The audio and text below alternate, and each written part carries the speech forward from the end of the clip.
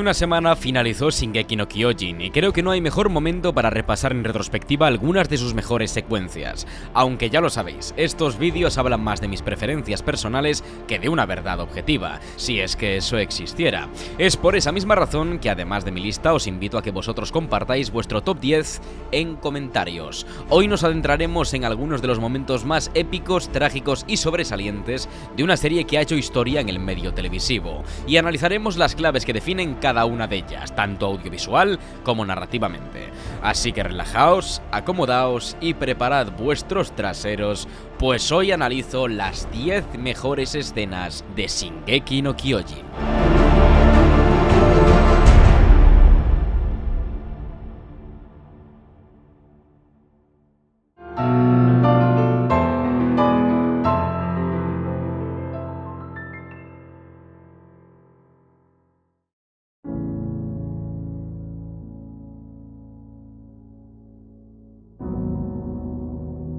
Cuando estaba haciendo esta lista y repasé algunos de los momentos más destacados, me di cuenta de que había ignorado muchísimo a la primera temporada. Si bien la serie mejora según avanza, el comienzo nos dejó algunas de las perlas más brillantes de toda la historia, y por ello creo que la muerte de Carla, la madre de Eren, merece este 10º puesto.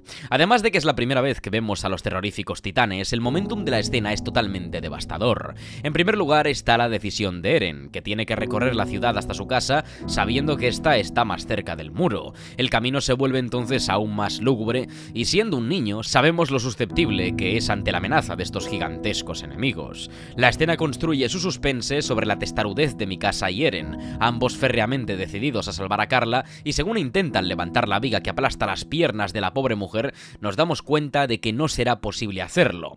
Pero eso no les distrae de su objetivo. La actitud de ambos es determinada, pero comienzan a frustrarse y ninguno concede el deseo de Carla, que es huir sanos y salvos. Mientras la escena tiene varios refuerzos negativos y el titán se acerca, Hannes llega y declara que intentará batir al titán para salvar a los tres. Aquí la sensación del espectador vira y aunque Hannes pueda morir en este preciso momento, puede parecer un sacrificio valioso. Todo cambia cuando el soldado se encuentra frente a frente con el titán que camina hacia ellos. Y este es un recurso brutal. Tristemente se nos enseña lo que un soldado sufre en su primera batalla real, un miedo atenazador, imposible de explicar. Un terror que hace ver al enemigo insuperable y que vuelve los huesos de cristal. La música épica se corta en seco y Hannes y el titán se vuelven los únicos peones de la partida. De fondo, solo oscuridad, lo que le espera a cualquiera que ose enfrentar a un titán. Y los planos elegidos hablan por sí solos. La panorámica, que asciende verticalmente, no llega a revelar al titán en todo su esplendor. Ni siquiera el primerísimo primer plano que nos detalla su perturbador rostro. Casi no hay aire en la composición que nos permita respirar, mientras que el plano de Hannes se aleja de su cara, sabedor de que es insignificante ante una amenaza de tal calibre. La inmensa sonrisa del titán es espeluznante y parece contener una gran carcajada ante un rival tan diminuto. Y Hannes, como probablemente lo haría cualquier otra persona en ese momento, toma la decisión acertada.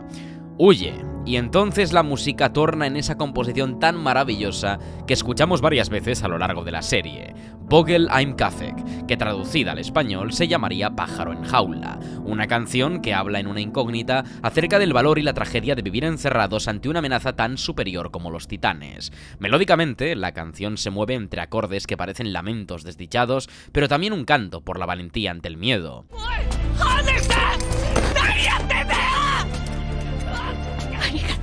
Carla, como madre, se muestra aliviada por ver a su hijo y a Mikasa a salvo, y sus últimas palabras son un grito que les anima a seguir adelante y vivir su vida.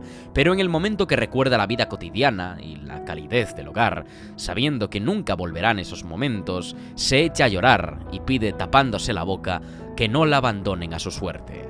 La muerte de Carla se convierte en una brutal muestra de fuerza del titán, que primero le arranca la cabeza fuera de cámara como si fuera un fruto por abrir, para después devorarla vorazmente, mientras Mikasa aparta la mirada y Eren, completamente traumatizado, observa sin poder hacer nada. La sangre que fluye del cuerpo de Carla se convierte entonces en una lluvia rojiza que envuelve la ciudad, en un festival blasfemo y cruento. La escena finaliza el primer episodio, sin que antes volvamos a escuchar la voz de Armin, el buen amigo de Eren, narrando el atardecer que precede el ocaso en el que la humanidad recordó el horror de los titanes. Número 10.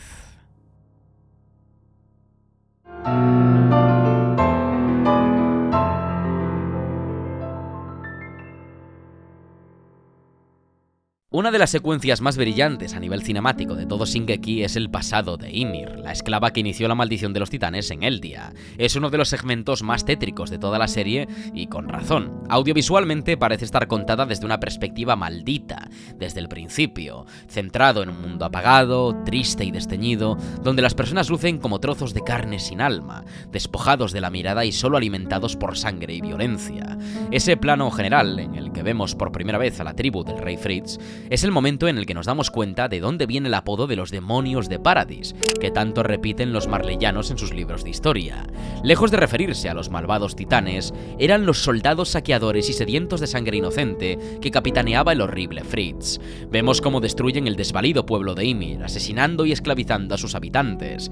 En una transición por corte, somos testigos de cómo las cenizas de la conquista se convierten rápidamente en cínicos pétalos de rosa, que muestran al líder de esta tribu asesina tomando a la fuerza a una de las pueblerinas como su esposa. Una perfecta comprensión de cómo la violencia y la fuerza forjan falsas dinastías, erigidas sobre una montaña de huesos. No solo vale con la esclavitud de su pueblo, sino que es perseguida y casi asesinada falsamente por su bondad, de la que se aprovechan el resto de esclavos para acusarla.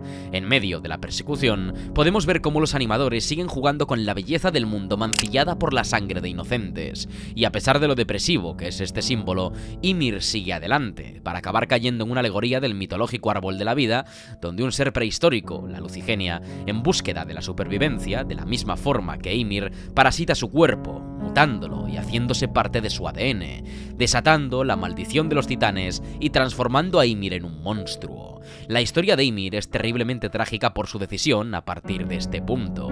Lejos de desafiar al rey Fritz y vengar las muertes de sus antiguos vecinos, Ymir se postra ante él, que acaba utilizándola como un arma, una herramienta de conquista sobre la que desatar la destrucción y la muerte sobre sus enemigos.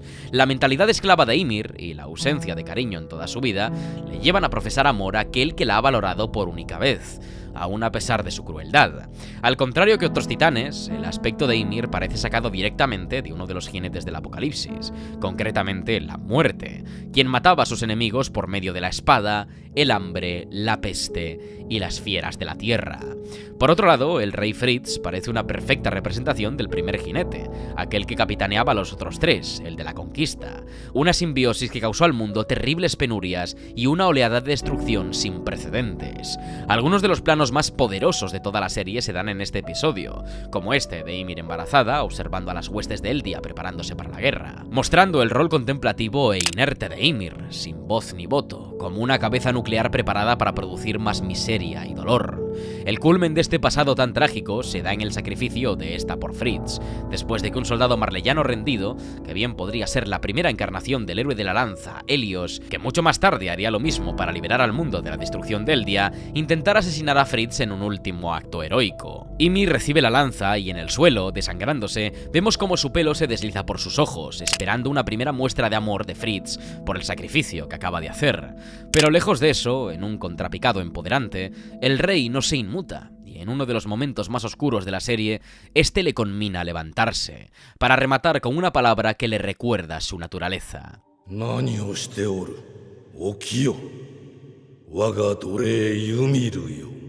Ymir, entonces, recuerda lo que le motivó a sobrevivir en aquel momento, la belleza del mundo, que aún pervivía a pesar de toda la violencia, pero ese mundo para ella ya no existe.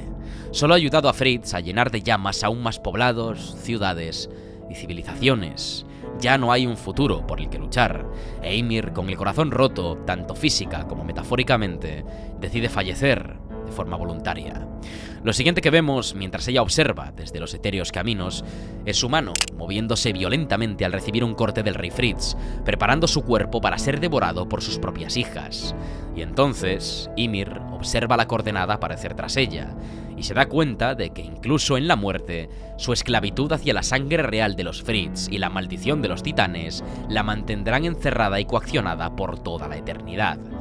Probablemente la historia más trágica de toda la serie. Número 9.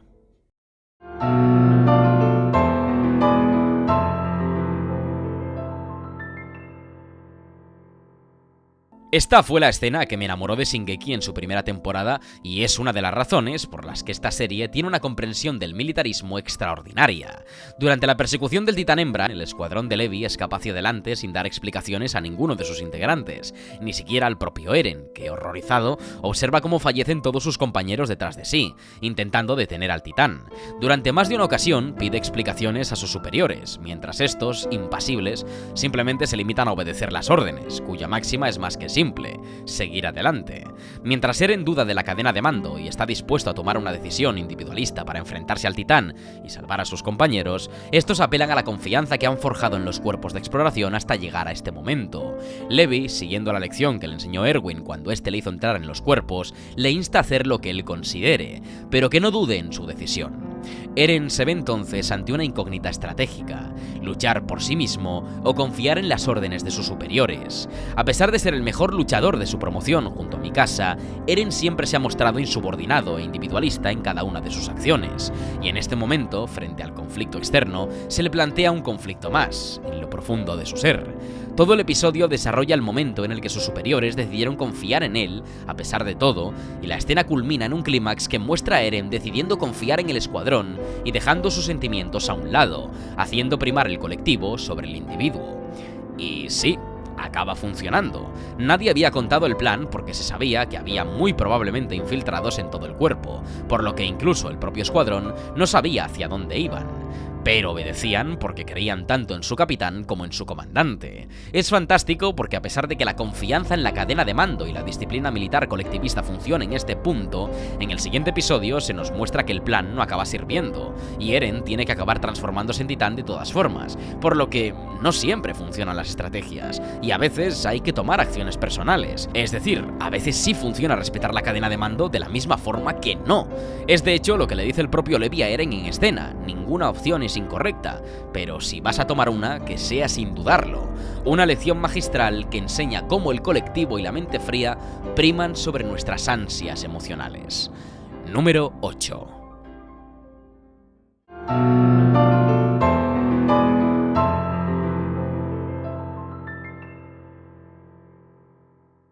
Desde que se planteó el retumbar, todos estábamos esperándolo como agua de mayo, y después de hacerse el difícil durante unos cuantos episodios, apareció, y fue mucho mejor de lo que podíamos llegar a imaginar.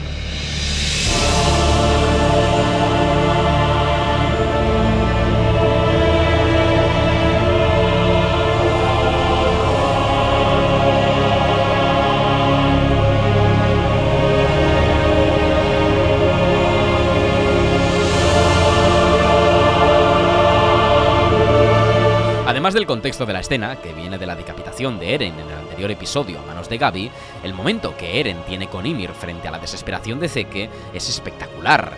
El rostro de una mujer maldita durante miles de años, ignorada y coaccionada constantemente por la sangre real, torna una cara que por fin, después de tanto tiempo, parece ver una realidad que le decepciona y le hace perder el control. De la misma forma que Eren, Ymir, absolutamente defraudada por el mundo, decide tomar el control junto al nuevo titán fundador y provocar el retumbar, abriendo los ojos por primera vez en su vida, de la misma forma que lo hizo Eren en aquella visión que sufrió besando la mano de Historia. De hecho, no es lo único que se recupera de esa escena, ya que el tema que ambienta aquel momento de Eren es recuperado con un arreglo y una orquestación mucho más potente y apocalíptica en este momento, pues por fin se está revelando qué vio Eren. Precisamente todo esto.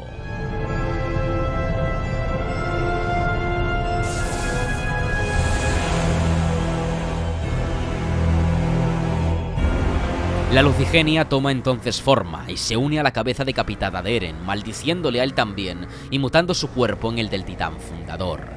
Las imágenes del muro cayendo y destruyéndose mientras todos se hunden entre los escombros e intentan salvarse como pueden, mientras Armin cree que en efecto Eren está cumpliendo el plan de acabar simplemente con la flota de Marley, son terribles. A pesar de la destrucción, en su corazón, Armin quería creer que Eren estaba haciendo lo correcto. El tono del cielo, rojizo y anaranjado, convierten paulatinamente Paradis en un infierno en la tierra, enfatizado por este plan holandés de los titanes colosales, avanzando de fondo mientras Mikasa y Armin observan el paisaje aterrorizados. Parece que ambos están a punto de caer a las fauces del infierno, mientras los colosales se dirigen decididos a él. Un plano poderosísimo e increíblemente profano. Y ahora sí, uno de los planos más increíbles de toda la serie, con un Eren convertido en un monstruo gigantesco, casi en una reminiscencia a Godzilla, mientras los titanes colosales avanzan implacables a su destino y Mikasa y Armin contemplan horrorizados la estampa, minúsculos, la incapacidad de hacer frente a tal amenaza, el fin del mundo levantándose ante sus ojos, a pesar de mostrarse como una amenaza hacia el exterior. Irónicamente, Eren avanza con los colosales en formación, rodeándole y dejándole en el medio, encerrado en su desfile de guerra. Aún a pesar de su acción por la libertad, sigue rodeado de muros. Y entonces, a todos los eldianos, ya sean habitantes de Paradis, refugiados en otros países o prisioneros de Marley, les hace conocer su verdadero plan: toda la aniquilación de la población mundial en defensa de su hogar. Las reacciones, a pesar del carácter ambivalente de todos los personajes que salen en pantalla, comparten el horror. El horror ante una imagen apocalíptica y espantosa que inundará el mundo en la desolación total. Eren habla determinado y lo poco que parecía quedar humano de él ya desaparece. La última imagen que tenemos de él en este episodio es este producto de pesadilla, trazado de forma oscura y violenta, como un espectro que ha perdido cualquier atisbo de clemencia, mientras sus ojos brillan como los de una serpiente venenosa, y la que era su expresión de rabia y desesperación, ahora solo alberga la ira hacia sus enemigos. Una escena a la altura del espanto que prometía esta inmisericordia acción. Número 7.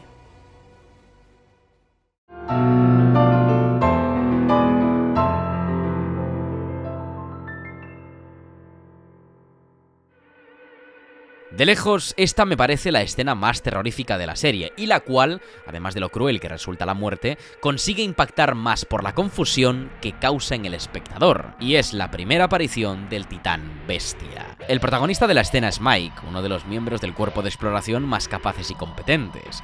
Después de limpiar la zona y matar a algunos de los titanes remanentes, este se prepara para volver al muro, no sin antes sorprenderse por el avistamiento de un titán anormal y con pelaje que ve en el horizonte. Mientras espera para irse después de llamar a su caballo, se sorprende por la reacción de este nuevo titán, cuando este coge al caballo y tras machacarlo entre sus manos lo lanza contra el tejado en el que se posa el soldado. Que por cierto, aquí empezaron estos cuadros súper dinámicos de lanzamiento de Zeke, que son guapísimos. Mike cae y tiene la mala suerte de que es atrapado por uno de los titanes pequeños que esperaban abajo, antes de poder usar su equipo de maniobras. La elección de haber dejado a titanes más pequeños de lo normal aquí me parece brillante por un detalle que veremos más adelante. Mientras observamos horrorizados cómo los huesos de las piernas de Mike crujen y nos preguntamos el porqué de que este titán haya lanzado el caballo, escuchamos una voz atronadora. Y sí, esa voz viene del titán, y se hace el completo silencio en escena, mientras Mike y la audiencia miran boquiabiertos lo que ocurre. El manejo de la tensión en toda esta secuencia es magistral. Desde el silencio nos limitamos a observar a este titán gigantesco, algo que Mike no había visto jamás. El titán sigue hablando y se enfada cuando el más pequeño no le obedece. Lo que más aterra de la escena, además de no saber qué leches está ocurriendo, son los trazos y las expresiones del bestia. Parece aburrido y con ganas de charlar, y el hecho de que pregunte a Mike acerca de las armas que utilizan mientras sonríe de oreja a oreja aún me hiela la sangre. Mike, que fue uno de los mejores soldados del cuerpo de exploración, solo por detrás de Levi, que ha asesinado a multitud de titanes y ha visto morir a cientos de compañeros, por primera vez en mucho tiempo siente el miedo a lo desconocido. La inhumanidad y crueldad del bestia que le deja sin equipo y pregunta entretenido con las largas pausas de silencio entre frases, provocan un pavor que no habíamos experimentado antes en la serie, y nos transporta a los pies de Mike, quien nunca antes había mostrado dudas o terror. El héroe serio y formal que habíamos conocido se muestra con cobardía por primera vez, pero no tarda en recuperar la compostura, y la música, que también resulta extraña, como si no fuera de este mundo, se convierte en las habituales orquestaciones que escuchamos cuando los héroes hacen frente al enemigo. Y parece que Mike se recompondrá de su situación. Pero no. Y me encanta porque quizás si no hubiera sido por esa muestra de orgullo y rabia, Zeke no se habría acordado de haber enviado a sus titanes a matarlo, y podría haber intentado escapar de otra forma. El montaje de planos, mostrando a los 3 titanes yendo de cabeza por él, además de enseñarnos que no hay escapatoria, también hace gala del hambre voraz de las horrendas criaturas. Y en el momento que ve la amenaza venirse contra él, desespera y empieza a pedir clemencia, en un acto de exasperación. Al principio mencioné que lo peor de la escena escena es que los titanes contra los que tiene que luchar son pequeños. Se ha estado cargando a los más grandes, y por eso los que restan ahora son de menor envergadura. Si hubiera dejado los grandes para el final, habría tenido una muerte mucho más rápida e indolora. Pero estos titanes no matan de un bocado, ni siquiera de dos. Se lo comen vivo, trozo a trozo, mientras él grita y gimotea por su vida, ya no por ser salvado, sino porque lo maten de una vez. Cómo los animadores se deleitan mostrando durante más de 30 segundos toda la secuencia de su muerte causa escalofríos a cualquier espectador, mientras que el titán bestia se aleja, totalmente insensibilizado y sádico ante lo que está ocurriendo. El último plano, a pesar de la sutileza de la mezcla dura del rojo y el negro, es horrendo precisamente por cómo nos lleva a imaginar por lo que estará pasando el propio Mike.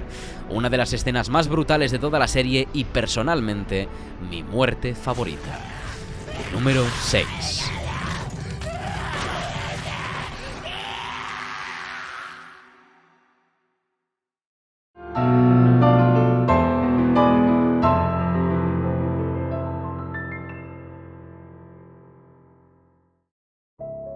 Esta escena se da en mi segundo episodio favorito de toda la serie y como le ocurrirá a una más adelante no está más arriba porque sería tramposo poner todo el episodio, así que me centraré en lo que es la propia escena final sin contar la construcción del mismo. Si hay una escena con más suspense en la serie, que baje Dios y me lo muestre, porque la declaración de guerra de Marley sobre el día es probablemente uno de los momentos más brutales de la misma. Desde que Eren baja al sótano, somete a Reiner de una forma increíblemente cruel, y mientras escucha como Willy Tybur da su discurso, él sabe lo que va a hacer, pero consigue engañar a la audiencia maravillosamente. Como espectadores, desde el momento en el que Eren se encuentra con Reiner y toma como rehén de la conversación a Falco, nosotros sabemos lo que va a pasar. Pero realmente, el hecho de que Eren esté escuchando el discurso de Tybur y que este se denigre a él y a su familia frente a todas las naciones del mundo, alberga en nosotros una esperanza, aunque sea mínima, de que el conflicto no escale. Incluso llegamos a pensar que Eren tiene un plan que no conlleve su transformación y por tanto el asesinato de civiles inocentes. Esa es la victoria de una escena que está planificada con una precisión envidiable. Reiner tirándose al suelo y humillándose frente a Eren pidiendo misericordia también nos hace pensar que nuestro protagonista se apiadará de él. De todas formas, aún no habíamos visto al Eren descorazonado y genocida, por lo que la empatía hacia él y el cariño que hemos desarrollado durante toda la serie tienen un peso capital. Toda esta petición de Reiner cuadra con Tybur, quien también hace lo mismo frente al público. De hecho, la conexión entre las frases del noble y Reiner, uno pidiendo la muerte y el otro deseando la vida, mientras Eren sonríe, muestra que, en efecto, este sabe lo que va a hacer a continuación, de forma irónica.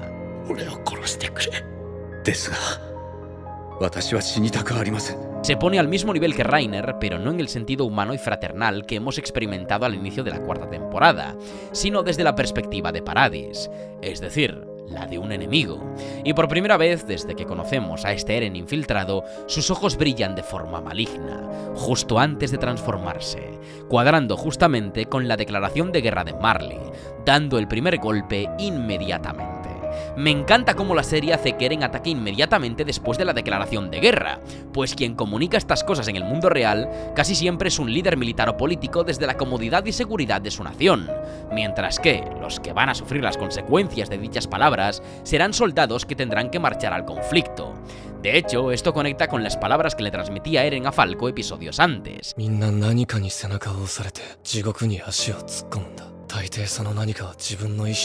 Aquí, el aristócrata recibe el peso de sus palabras, dejándonos uno de los planos cenitales más memorables de la serie, con un Tybur deshecho por la violencia del golpe de Eren, que espera la caída de su enemigo con la boca abierta para devorarlo sin compasión. Número 5.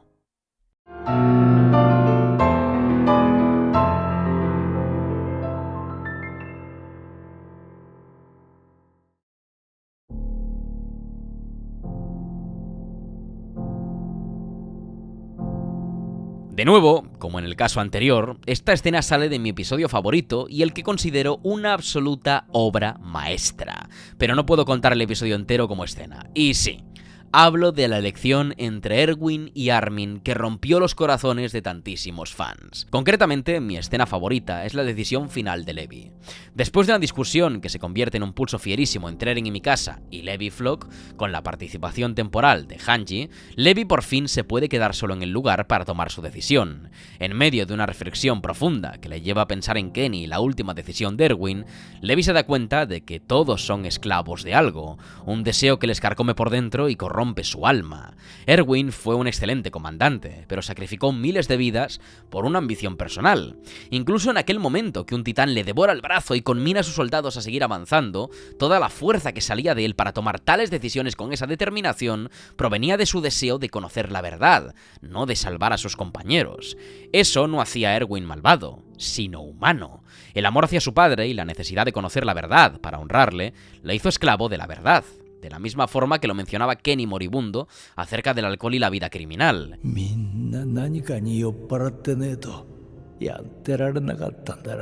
Levi se está acordando en estos momentos de sus dos únicas figuras paternas y se da cuenta de que ambos estaban atados a ambiciones que solo provocaron perjuicios en los demás. El momento en el que observa el cuerpo carbonizado de Armin y recuerda su única ambición, completamente altruista, sabe que no hay algo más noble y que empuje más a luchar que el deseo de ver un mundo donde la humanidad sea libre fuera de los muros.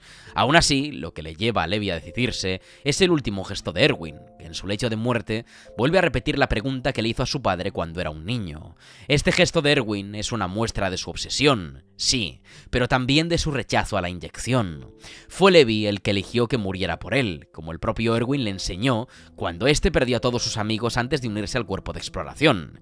Y aquí, de nuevo, tiene que volver a elegir arrebatarle la vida, por segunda vez, con todo el peso emocional que ello conlleva. Cómo la mayoría de la escena consigue llevar a todos los espectadores a las lágrimas, sin necesidad de música emotiva, y simplemente con unos diálogos a un nivel sobresaliente, es de reconocimiento a los animadores y a Isayama. La escena remata con la muerte de Bertholdt, devorado por Armin, mientras este, en un microsegundo, cree que sus antiguos amigos podrían salvarle la vida, para acabar suplicando por la llegada de Annie y Reiner. Y por supuesto, esa resurrección en la que Armin, apoyado por sus compañeros, vuelve a la vida a la vez que Erwin perece. La tragedia y la esperanza de Shingeki representadas a la perfección en un solo montaje. Gracias a una construcción de personajes memorable y una estructuración de diálogos sublime, esta escena cala como una de las mejores de la serie y es la cereza sobre el pastel del mejor episodio. Número 4, y nos vamos al podio.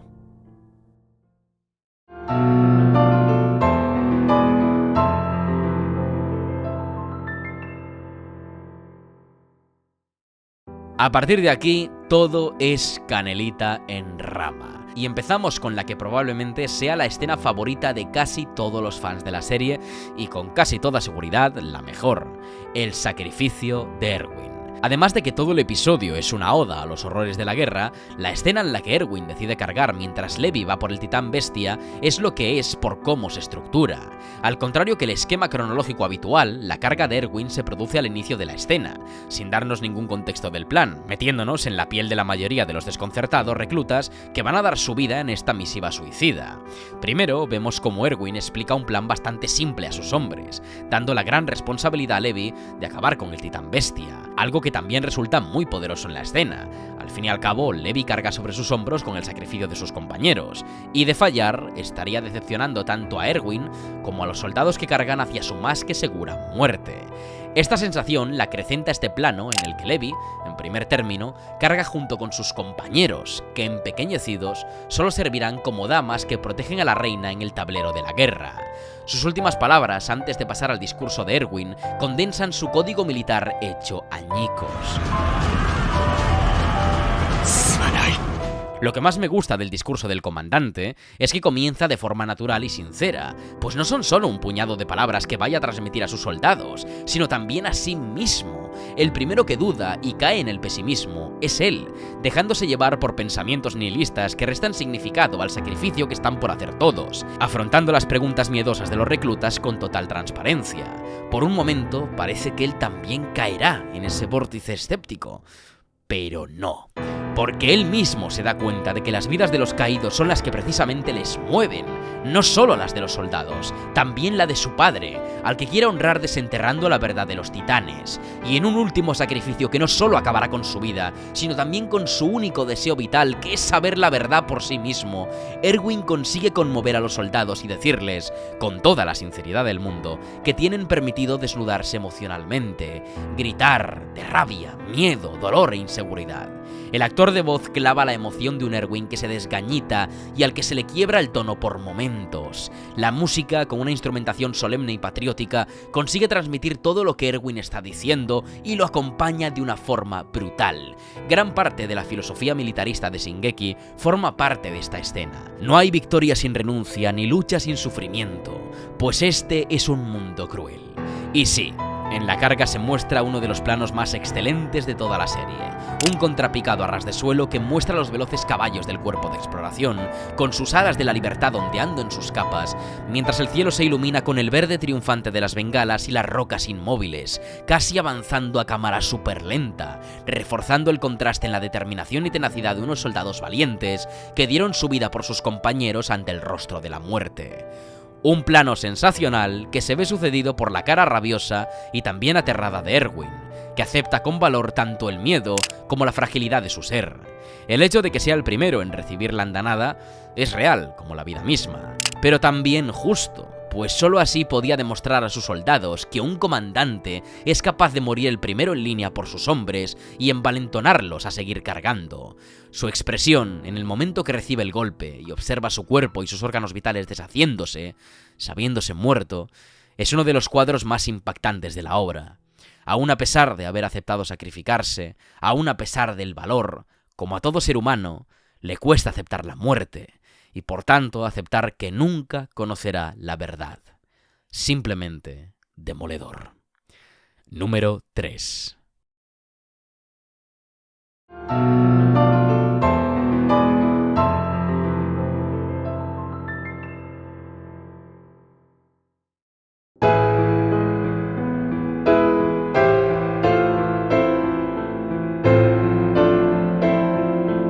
Esta es una de las escenas más míticas de la serie y con razón. El desconcierto que se manifiesta en el espectador cuando escuchamos a Reiner decir lo que dice es incomparable a cualquier otra escena en el resto del show. Y es normal. La escena está planificada de modo que desde el principio nos invada la confusión. La forma de actuar de los personajes es extraña y no acabamos de entender muy bien por qué, para que de repente, en medio de un movimiento de todo el cuerpo, Reiner diga su frase en mitad de una conversación. La forma en la que se aborda una revelación de este calibre es inusual, y está hecho adrede para que la sensación sea anticlimática. Ningún personaje averigua ante el espectador que los titanes infiltrados son Reiner y Bertholdt, sino que son ellos los que sueltan la bomba, y de forma puntual, como quien enumera la lista de la compra. Justo después de la revelación, la conversación sigue por parte de Hanji, y solo parece que Mikasa se haya dado cuenta de que algo raro pasa. Reiner se reafirma, y ante la incredulidad de Bertholdt, todos nos quedamos igual. La escena sigue conteniendo muchos elementos extraños, y que nos conducen a una sensación de incertidumbre inusual en el momento que Eren reacciona tan impasiblemente. Pero entonces vemos que ya les habían pillado antes y todos son conscientes de que son unos traidores. Esta forma de jugar con las expectativas del espectador nos posiciona en medio de un doble giro de guión en el que las piezas están dispuestas y nadie parece tener la ventaja. La reacción de Reiner ante la incredulidad de Eren parece conducirnos a una manipulación que conseguirá encerrar a ambos. Pero de repente, el viento destruye una de las banderas y el sol ilumina el muro, mostrando la verdad de los que Eren creía como sus compañeros. La escena se esfuerza por sorprendernos, generarnos odio hacia Reiner y Bertholdt y también entender parte de su desesperación. Reiner no puede esperar más. Cada minuto que ha pasado interpretando este papel ha conseguido diezmarle emocionalmente hasta un punto de no retorno, de no saber ni quién es, y decide acabar con todo aquí, en lo alto del muro, frente a todo el cuerpo de exploración. No es un plan meditado, no tienen una estrategia avanzada ni un ensayo de contención. Reiner lo ha revelado porque necesitaba hacerlo. Por eso es tan anticlimático para el espectador, porque ni siquiera el propio Reiner sabía que lo haría ahí mismo. De hecho, Bertholdt se muestra asustado y realmente reacio a separarse de los que en algún momento consideró sus amigos. Y toda esta conversación improvisada, que no parece conducir a ningún lado, se ve intensificada cuando Reiner se quita su vendaje, mostrando cómo el vapor surge de sus heridas, sanándolo y revelándose como guerrero. Este paneo vertical, que descubre a los guerreros frente a Eren, es absolutamente remarcable. La pose de Reiner indica determinación y voluntad de luchar, mientras sus ojos se ven cansados y también arrepentidos por lo que ha hecho y está a punto de hacer. Y por otro lado, Bertholdt permanece en el suelo, tembloroso y aterrorizado, con claros signos de remordimiento y dolor por los cortes, sin preparación alguna para este momento, aún aferrado a la esperanza de que la mentira pudiera durar un poco más para no abandonar a sus compañeros. Ambos se muestran con conflictos internos para no llevar a cabo esta batalla, pero saben que ya no hay salida. O son ellos o sus enemigos. La atmósfera cambia repentinamente y suena una música que nos resulta muy familiar, porque ya la hemos escuchado antes, pero con un arreglo diferente. El tema que ambienta la traición de Reiner y Bertholdt es el mismo que sonaba durante la muerte de la madre de Eren. Un recordatorio para nuestro protagonista del dolor que siente al poder confirmar, definitivamente, la traición de los que consideraba sus amigos, relacionándola con la muerte de su madre y la rabia que le ha espoleado para vivir durante tantos años de entrenamiento y mala vida en la absoluta pobreza y orfandad. En cada nota se puede intuir la decepción y el dolor en la tragedia que están viviendo no solo Eren, sino también el propio Reiner y Bertholdt.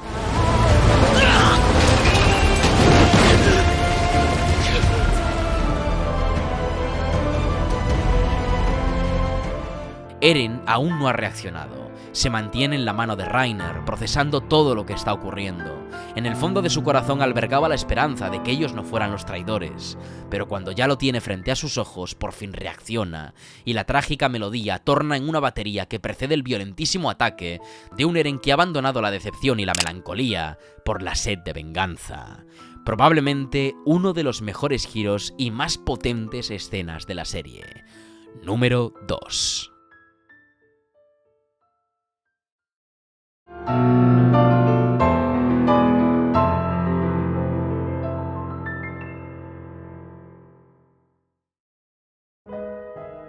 Creo que no hay escena que me haya roto más que la que expongo a continuación, pero es que es imposible no quedarse de piedra la primera vez que uno la ve.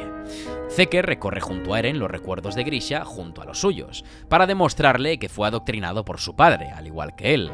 De esta forma quiere convencer a Eren de que su plan es el adecuado, pero según avanzan en sus memorias, no solo se da cuenta de que su padre fue bondadoso y comprensivo con él, sino que además la rabia y ansias de libertad de Eren parten mucho más de su naturaleza que de su entorno. Su personalidad no tiene un grandísimo punto de quiebre, sino que desde pequeño ya mostraba un carácter reaccionario, violento e intransigente.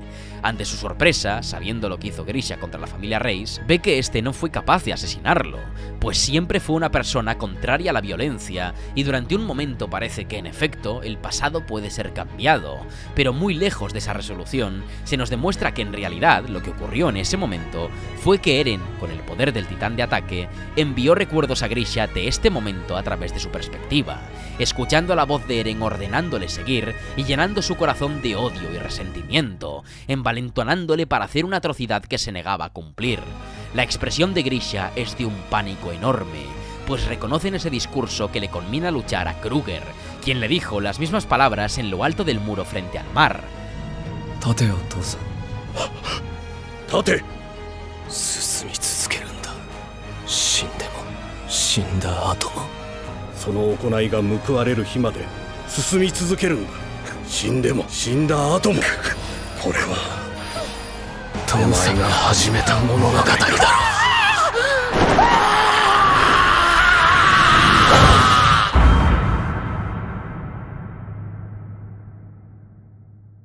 El hecho de que Eren lo vuelva a culpabilizar, cuando lo está coaccionando, es cruel y aterrador a partes iguales.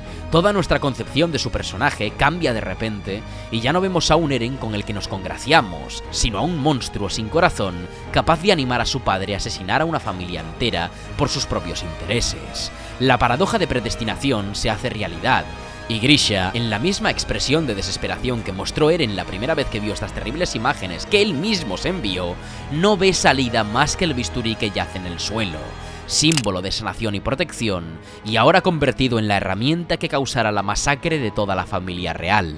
La brutalidad de Eren no solo radica en lo que le obliga a hacer a su padre, sino a una frase en concreto: tú empezaste todo esto. Culpabiliza a Grisha de todas las desgracias que están ocurriendo, han ocurrido y ocurrirán.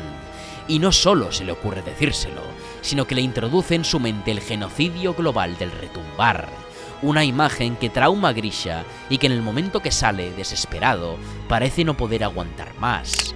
Un hombre que resulta tan solo la marioneta de su propio hijo, un producto generado por él mismo que quiso cuidar sin que acabara como Zeke, y que terminó con un final peor: la aniquilación de la mayoría de la humanidad. Los jump cuts por montaje muestran la desrealización tan grande que sufre Grisha. Los gritos ahogados, en una interpretación de voz soberbia, acrecentan la sensación de tragedia, y las palabras del pobre doctor, lamentándose por no poder saberlo todo, habiendo visto lo que ha visto y no conociendo el destino de su mujer ni de los demás, ni siquiera de la caída del muro, nos recuerda el pobre rol que tiene que interpretar este hombre en esta obra. Un peón que cumple los designios de Eren. Esta escena me recuerda a aquella del Rey León en la que Simba busca a su padre en las estrellas para que le guíe, pero en un contexto drásticamente diferente y mucho más turbio. Es un padre que se sabe esclavo de su propio hijo, culpable por traerle a la vida y con la incertidumbre de si podrá salvar o no a su familia. La escena remata con ese último diálogo de Grisha con Zeke, disculpándose por los errores que cometió, por haberle presionado y no haberle permitido vivir libre, arrepintiéndose de cada una de sus acciones, sabiendo que quizá podría haber vivido una vida normal dentro de la zona de confinamiento de Marley antes que causar la muerte de millones de personas. Zeke, por primera vez en su vida, consigue conmoverse y se da cuenta de que todo este tiempo, su padre, al que creía el villano de su historia y el causante de todas las desgracias de su era, simplemente fue un as bajo la manga de Eren. Una escena que cambió la serie para siempre y que respondió después de mucho tiempo a muchas de las dudas y cabos sueltos que creíamos no haber visto en el show. Un game changer y una muestra de cómo el destino avanzaba imparable ante nuestros ojos sin que pudiéramos hacer nada, porque el destino es implacable. Número 1.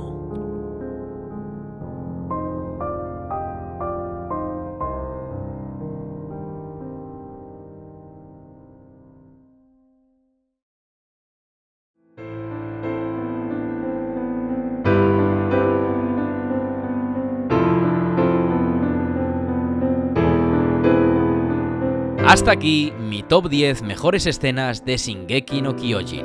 Me dejo un montón de escenas que también me han gustado muchísimo. De hecho, le dedico una mención especial al momento en el que Porco ve por primera vez a los cuerpos de exploración y a la pérdida de brazo de Erwin en la batalla contra el acorazado.